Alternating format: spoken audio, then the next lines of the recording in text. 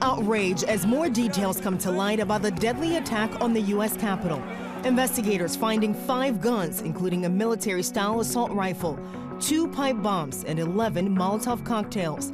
And the human toll, more than 50 police officers hurt during the clashes with a violent pro-Trump mob.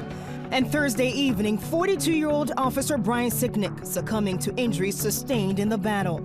That making 5 deaths now linked to the insurrection on America's symbol of democracy. To those who engaged in the acts of violence and destruction, you do not represent our country.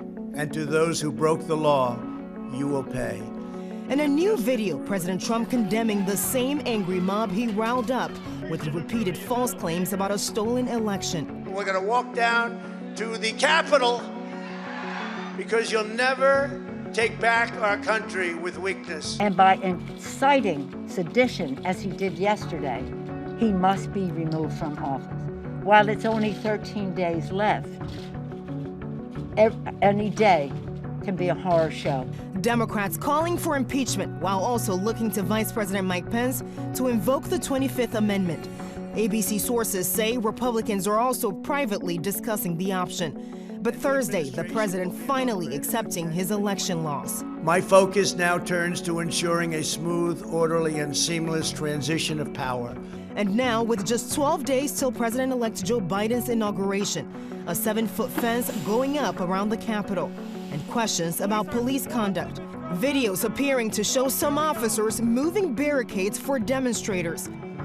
For the first time, more than 4,000 Americans have died in just one day from the coronavirus. The more contagious mutation of the virus has now spread to 8 states, but overnight, some good news. Pfizer says its vaccine appears to work against the mutation, and Moderna says its vaccine can offer protection from the coronavirus for 2 years. Los Angeles, the epicenter of the COVID crisis, reported 259 deaths from the virus Wednesday.